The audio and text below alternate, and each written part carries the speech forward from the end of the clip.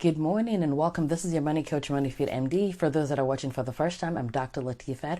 I'm a certified life coach. I'm a money and mindset coach. And what that means is that I help women physicians like you and I understand our finances, deal with any limiting thoughts or true behaviors that could be coming in the way of our finances so that we can stop financial overwhelm. We can be financially confident and we can have choices within or outside medicine or both. So today I'm going to talk to you guys about a question that has come up recently, which is what do you do with your old retirement accounts? What do you do with your old 401ks when you're leaving a job? So this is actually interesting because if you've spent any time at all on my page, you'll know that years and years ago, I didn't know anything about money, anything about finances. 401k was like, I don't know, German to me. But anyways, as we started organizing our finances and becoming more financially confident and aware and being intentional about our finances, one thing that we did was we went to our old jobs, like our residency, fellowship, my husband's old jobs, and we kind of just decided what we wanted to do with our old 401ks. The funny thing is I actually didn't believe that I had nothing in my 401k from residency. I wasn't contributing anything. So if you're like me or if you're a resident and you're watching this, you're way ahead of the curve. So don't do what I did. Don't ignore your finances. Take it on it. Right? So now the question though is if you've left a job or residency trainings or whatever else you have money coming from, or your spouse or you are not medical and you have all those 401ks from before, you're trying to figure out, oh, do I leave it there? What do I do? What do I not do? Am I supposed to do anything with this? So there are a couple of things that you could do.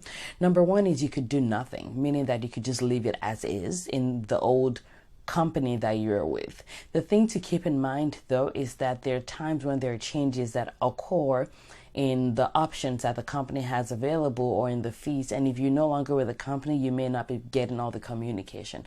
So that's the one downside to leaving things as is. Leaving things as is makes sense if your expense ratio was not bad to begin with and you had good options. And if you don't know what I'm talking about, check my last video that I did. It's the video on the 4 simple things the questions you need to be able to answer about your 401k. And it's really important because if you did have good options, then it's not unreasonable to leave it there. But if your goal is to simplify, if your goal is to declutter and sort of consolidate things together, then there are other options. So again, number one is you can leave things as is. Number two is you can cash it out. There is downsides to cashing it out, right? So this is things like I'm talking about your 401k. This is money that was invested for you pre-tax. You had not paid taxes on it. So if you withdraw it right now, number one is you will have to pay taxes on it. But number two is if you're if you're less than 59 and a half, there is a penalty to it about 10%. In COVID era, that has changed. The fee or the fine is being waived. So things are different if you meet the specific criteria that's been set by the government. However, under normal circumstances, there will be a fee associated if you do cash it out below that retirement age of 59 and a half. And then the third thing you could do is you could take that 401k and transfer it into your new company 401k. And that could be your new company you're working for. Even if you're self-employed, you can also transfer it there. But the thing is that makes sense if your current company has investment options that are good and that also have low ratios, expense ratios. That means that the fee is low. So it doesn't make sense for you to take something that's good and roll it into something bad. So if your good company that you're working with currently, which may be your company, is a good company with good options, then rolling your old 401k into your new 401k would be an option for you to do. Okay, so that's the third option. The fourth option you have is to take that money that you had in your 401k and roll it into a Roth option. So I want you to keep in mind that if you're bringing something from a regular 401k, which is pre-tax money, that means you had not been taxed on it, and now you roll it into a Roth option, you are going to pay taxes for it, right? So it doesn't mean that it's bad, because once you pay taxes, you're not going to pay taxes again in future. But what's important is you want to be aware so that you can make sure that you are planning to do that or suffer that tax burden now. That paying taxes right now does make sense sometimes if you're thinking in the context of your whole big picture, meaning that if you suspect that your tax bracket in future is going to be higher than your tax bracket now, they might as well bite the bullet and just pay the taxes now. However, if you're not sure, or if you think that your taxes in future may be lower, it's something that you should talk to if you have a financial advisor or an accountant that's very aware, that's something that you can talk to them about, so they can advise you on whether you should just go ahead and pay the taxes now by converting to a Roth, or you just wait till the future, meaning that this may not be the best option for you. Okay, and then the fifth option, which is the last, is you can take that 401k and convert it into a rollover IRA.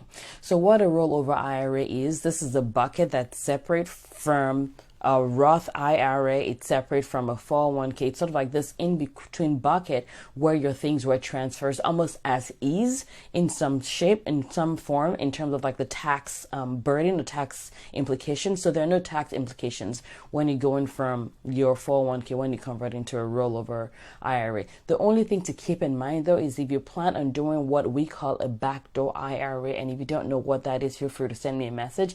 I don't think I've done a video on that yet, but if you don't know what that is, also you can just Google and check. But a Roth IRA, a backdoor IRA, is something that I truly do like. However, for you to qualify for a backdoor IRA, you cannot have anything in that rollover bucket. You cannot have any other IRAs like a SEP IRA in order to be able to do a backdoor IRA. So this may be a little bit more lingo than you're typically used to, because I try to keep things simple. However, the bottom line is I want you to think well or deeply. If you are someone that wants to do a backdoor IRA, then taking your 401k from your old job and rolling it into a rollover IRA may not be the best idea for you. I mean, worst case scenario, if you've done that, it's not the end of the world. Or if you're like, I don't know what you're talking about, but I just want to do this anyway, it's not the end of the world, right? Because the goal is to make the best decisions you can.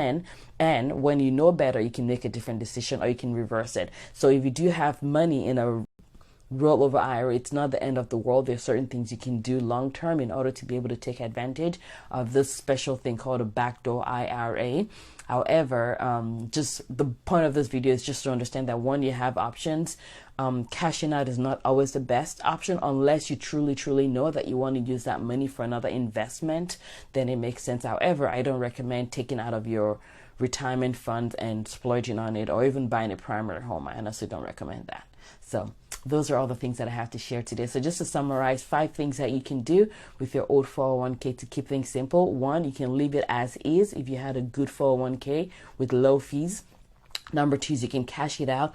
Only a good idea if you have a great investment thing that you're trying to diversify into. Number 3 is you can roll it over into your new 401k. Number 4 is you can take that money and turn it into a Roth option, but you do pay taxes now. Or number 5 is you can take it and convert it into a rollover IRA. And these are all things that the company that you're working with, or the investment company, like the Vanguard, Fidelity, whatever other company you have, can help you with. All right, so if you have any questions, send me a message, moneyfitmd@gmail.com. Have a fantastic rest of the week. Bye-bye.